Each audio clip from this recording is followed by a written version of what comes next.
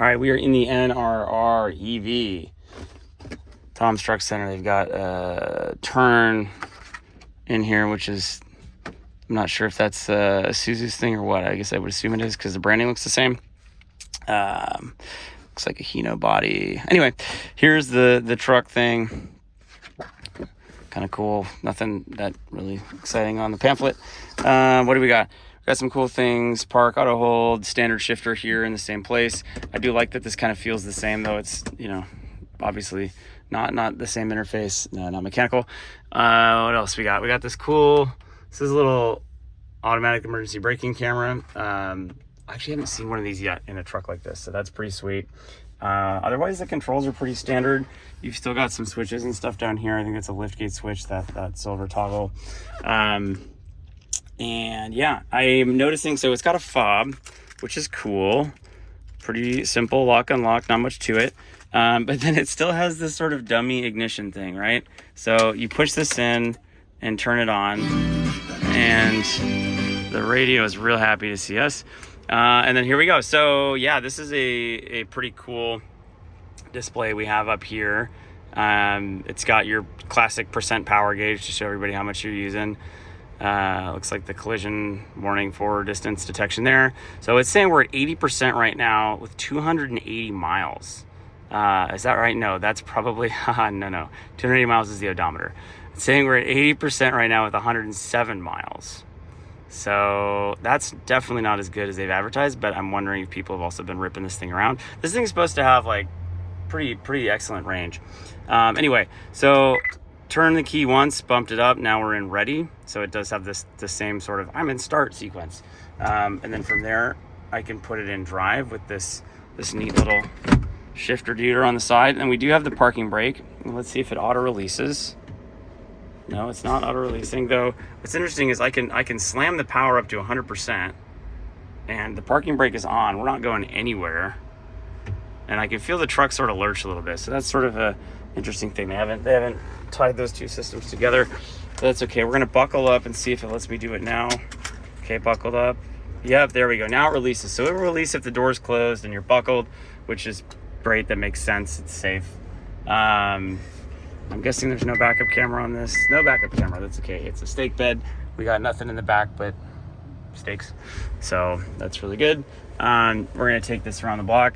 Already, I drove an Isuzu diesel similar to that one over here, and already this is a tremendously improved experience. I mean, it's smooth, it's not lurchy, it's also very quiet. You're not sitting on an engine, so this is already pretty excellent. There's some dash controls on here too. It looks like it's got a factory radio that has steering wheel controls, which is not something I've seen on these yet, but it's definitely much needed. I've got the radio all the way down. I'm gonna put the keys in this, and we're gonna turn the fan off, the AC off, so that we get the super silent experience. So it's pretty quiet. Not a lot of inverter whine. It's definitely slow, but it's appropriate for a truck. It's definitely bouncy, also appropriate for a truck. But you know, better than at least from a bouncy perspective, better than its diesel compatriot. The speed feels like it's sort of tuned up to be about the same. Like this feels really similar to what their 5.2 or whatever their bigger diesel engine will do. Let's see if we can get a couple of other things looked at here. So I'm gonna pull over. The steering is really nice, though. I have to say the steering is a much nicer experience than the other one. So here's an interesting one. The power is like just up, and I assume it's just applying that as idle torque to do creep. So there's this interesting thing here. I think there's this e-heat, which I guess is the electric heater. They may not, it seems like that may have been how they decided to go with the cabin heater instead of integrating it into the standard control panel here. Not sure, really not sure, but that seems like what they did, which is kind of unfortunate, but is what it is. There is a seat ventilator heater here. I guess this is a heater. It's a little bit unclear, but that's cool if that is the case. I've not yet seen one of these with a seat heater. Gas, diesel, or electric. We do have this econo mode here. So this button turns the econo mode on and off on the dash. So that last little run I did was with the econo mode on. I'm gonna do another little run with it off. Is there anything else that's really interesting to look at here? We see this rear. I assume this is a dome light or something, but that's not here. We've got a little 12-volt LED sticker here. Cool. Wonder why that was necessary. Maybe that's a production thing. So that's cool. Standard little cargo trays up here. It's a little slimmer than some of the older ones I've seen, so they've definitely improved that cargo area. Overall, I mean, it's very much the same sort of, kind of Spartan interior, right? There's not a lot to this, and it's very utilitarian. You got the big handles on the doors. You've got, another little grab handle on the side. There is this sort of funky bit here coming off. I don't know if that's, oh gosh. Okay. Well, sorry, pardon me. Let's just put that back on. I was like it when we found it like that, I promise. Probably from people just messing with it. I think there's like a fan or control pan or something in there. I don't necessarily think that's a build quality issue. Otherwise, everything in here is put together really nice. And there's really not, like, I can mess through the menu here a little bit. So vehicle settings, all that, but there's really not a lot to this. Acquiring settings. Driver assist functions for side. Let's see what that's. Okay, it's got lane departure warning. That's cool. Driver monitoring, it's got attention assist, that's cool. Brake, auto brake hold settings and electric parking brake, automatic key off. Cool, it's got some stuff. I'm not gonna change any of these, but just so you can see, auto air conditioner, interesting. Compressor link, I wonder what this is, huh. So I'm not really sure what that does. Basic regen brake setup. Oh, let's get more regen. Assuming that's what that is. Charger plug lock setup. Huh, okay, so this probably has to do with the fob, right? Whether or not you're locking your charger with the fob or not. Okay, some simple settings, but actually it seems like these are mostly stuff that I would want to mess with. The driver assist functions are kind of whatever. Miss acceleration mitigation. Huh, I've never met Miss Acceleration, but hopefully she's cool. What else do we got? Display settings. Okay, standard maintenance alert. Let's see if they have any oil things. Differential, power steering fluid, tire rotation. Cool. Huh. Oh yeah, this is a hydraulic. I was like, is there power steering fluid? Yeah, there is. You can hear it. I'll be quiet for a second. So it has sort of the standard. You can tell it's a hydraulic pump. The whir changes pitch when you're changing the steering angle. So yeah, okay, well that's pretty cool. There's really not much else to this display. Let's see if it goes back. Let's see if I can get out of here. So driver assistance system. Let's see if it can get this truck that's in front of me 15 feet. Yeah, it's actually getting it. It's sort of like, I'm definitely okay. So it doesn't work within that distance because I'm definitely real close. See how far back I can go before it registers. Still not registering. Interesting. So it doesn't register in reverse. If I put it in drive, yeah, it's not gonna get it. That's fine. Cool. Either way, vehicle trip. Oh, we got a weird. Okay, it just kind of overlaps there a little bit for a second. Average energy consumption. I assume what that means. Energy. 0.8 miles per kilowatt hour. That's pretty decent, I suppose. Yeah.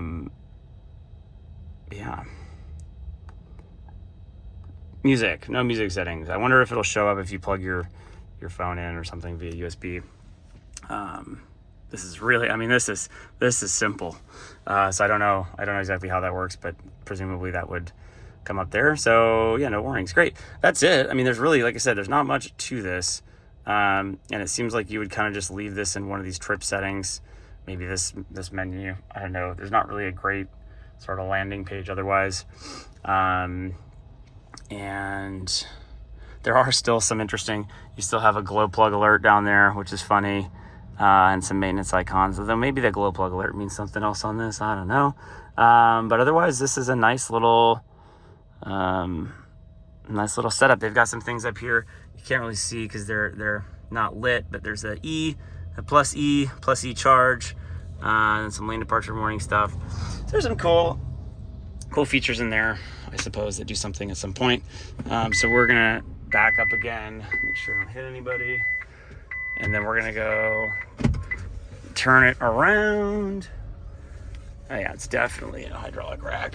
Still nice though. There's nothing wrong with the electro hydraulics. And again, I think this is sort of a smaller production run unit for Isuzu. I don't think this is like, you know, totally bespoke, ground up. It's still got the sort of vibe of a truck chassis that's been electrified. I'm looking around the back a little bit, and it's like, oh yeah, you put a powertrain on a diesel chassis, but it's good. It drives nice, and the integration feels pretty stout. So with the eco mode off, it's definitely a little quicker. Like, definitely, yeah, that's peppy. You know, manageably so. It's, again, still not risky.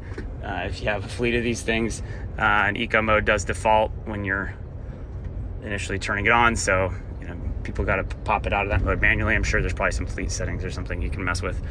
But yeah, overall driving experience is nice. Very quiet, huge improvement, very smooth and enjoyable. So we're gonna go park this thing back in the parking lot and take a look around the outside. All right, we're in the front of the Isuzu NRR EV. Don't know where the charger is on this actually. I'm gonna guess maybe it's this box right here. Let's see. Yeah, there it is. Interesting. Wow, they really went they went hard with their ESD protection. So interesting. We've got a couple little things in here. So we've got, you know, the standard combo port with the 2 plugs. My guess is this plunger is a door sensor. Little button here is probably a stop. 2 lights, I guess, for the status. This definitely feels like the most aftermarket part of this whole thing. I mean, I get it's a commercial truck, but I mean, you know, it's already got some rust on it. This thing's brand new. And it just kind of feels like this should have been put somewhere in the front. And this is also, I mean, okay, for context here, you know, that's the wheel, right? That's the height you're dealing with. So myself, as a relatively, you know, flexible guy, can squat down, and this is, you know, you're not very far off the ground. You're maybe, you know, 2 feet at the most.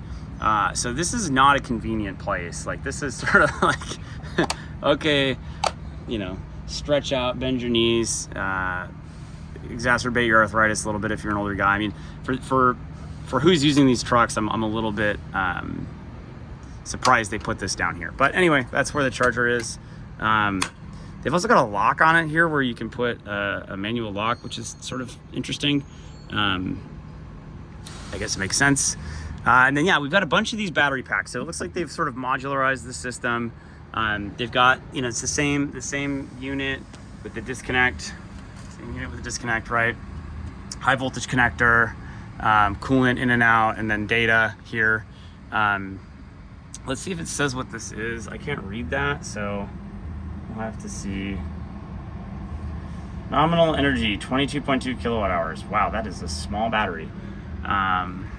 So let's see, this has 1, 2, and underneath we see 3, 4, 5, 6, 7. So yeah, about 140 kilowatt hours. You know, standard motor there. Let's see what they're doing. If they're doing anything interesting with the axle. So we've got this regular axle setup here. I don't see, I can't really see what's going on with their parking brake situation if they have it. Looks like maybe this is is this a cable puller? Is that what they got going on, an electric cable puller? Might be. So I'm looking at, there's this assembly up there, and it looks like that attaches to, you can't see it from here, to this cable pull, which goes on to the back of the motor.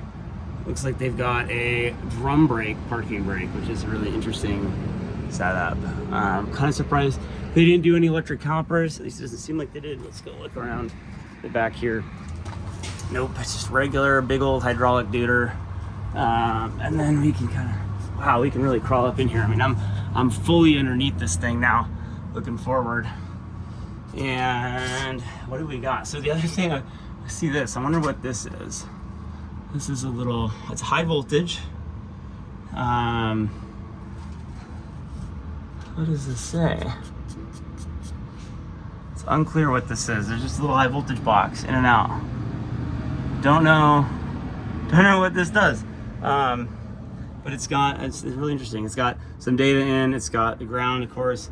It's got a high voltage cable in and a high voltage cable out, but like them touching it on the front, there's nothing underneath. So really unsure what that is about, but it's there. So yeah. And then this is a little cable puller guy I was talking about. So this has two, it looks like this is probably the manual release that goes into this gear. There's probably a gear assembly in there. And then it comes out and goes down onto that guy right there, which again, yeah, looks like a drum brake on the back of the motor is the parking brake. Yeah, I guess, okay, why not? That's the motor setup, and we still got some room before I hit the bump stops. We got some, this looks like aftermarket accessories, uncup zip ties, look like an aftermarket job for sure. Also looks like you got some standard, just lines running up. It's nice and easy to deal with. Oh God, let's get out of here. Oh, jeez. Oh, it's very, low, but not that low. Okay, so yeah, same thing on this side. Couple of batteries. And let's see if I can open the hood assembly here, the front. Put the phone down. All right. Oh gosh, she's heavy, isn't she? Or what do I have to do? Oh, there's the ladder choke. All right. Okay, so now we've got the cab opened, exposing what's underneath. I mean, I definitely think they could have put the charge port inlet, somewhere in the front, but that's okay. Looking down there, we got 2 vacuum pumps for the brake boost. Pretty standard, makes sense. We've got the ABS module. Over on the side there, we've got some air con hoses. Looks to be an electronic expansion valve. I've not yet seen the compressor, but my guess is it's somewhere in this big assembly. We've got 2 things here, or maybe 3, but it looks like 2. We've got probably an oil cooler and a radiator. And I'm wondering if they're perhaps doing the same sort of strategy of not using a condenser, because I don't see anything here that looks like a condenser. So that's sort of interesting. They're probably exchanging to the coolant as well, which is popular these days. Okay, up top, what do we got? We got a Bosch unit right here. Not sure what this would be. Then my guess is this is the DC to DC, just looking by the size of these terminals. Yep, that's probably the DC to DC. And then we've also got this Webasto. This is a high voltage heater. Looks like we might have 2 of them. We have one here and one below. Perhaps one is cabin, one is powertrain. We've got our classic big multi-pin, probably Bosch ECU underneath. Down the bottom, we've got some junction boxes. My guess is they're doing, just by the number of already sun-faded orange cables running back, they're doing a junction boxing setup here, which sort of tracks. And then between these 2, my guess is that one of these is the onboard charger, probably the top. But we're going to come over to the other side. Also interesting to see that we've got 3 separate coolant reservoirs. My guess would be that we've got a cabin heater one, a battery, and a power electronics, but that's sort of just a guess. So we're walking around to the other side. And is this brake fluid? This is steering fluid. Cool. Yeah, where's the steering pump? There's the steering pump. Look at that big boy. Yeah, cool. So this is very similar to the one that we're familiar with. In fact, it might even be the same. I've just never seen it mounted vertically like this, but the sizing seems about the same. It's 12 volts, takes in CAN with the ignition signal. So pretty reasonable way to do it. And it looks like that's the AC compressor down there. I see a little Denso label, so that's their little Denso AC compressor. This looks like, again, the junction box underneath all of that. And then we've got this guy here underneath, not sure what that is yet. It looks very similar to this module. And it is quite possible that they're running dual onboard chargers down underneath there. In fact, maybe it's even 3 now that I look at this. So they may be doing these things in multiples, because I'm looking at the electronics here. Connectors seem to be the same. Let's see if we can't get, is there any label on it? Here we go. There's a label on the back here. Yes, charger. Nice. And these are 240 volt to 450 volt output. This is a single phase 32 amp. So hypothetically, this is like 96 amps of charging. And we can see, kind of makes sense, coming out of this inlet, we've got these 3 cables here, each with 4 connections, as well as this big one down there, which loops up to the junction box. So the bottom 2 large cables, obviously the DC recharge, and then AC on the top. So yeah, a lot of modularity here. I think the sort of name of the game for Isuzu with their EV system, at least with charging and batteries, is modularity. So yeah, hopefully that means, good cost, good reliability. Otherwise, it's a pretty standard fare. Sort of zooming out, not much else to look at here. I mean, otherwise it's the same sort of, cab over truck we're used to looking at. Nothing really surprising or groundbreaking here, but clean. This is kind of the same level of attention to detail, professional, major OEM routing, assembly that you're used to seeing. The integration and everything felt smooth as well. When you're driving it, it's not buggy. You don't see any weird behavior with the cluster or driving or anything like that. No weird sounds. So yeah, this is a great product, and hopefully we see a lot of these out on the road.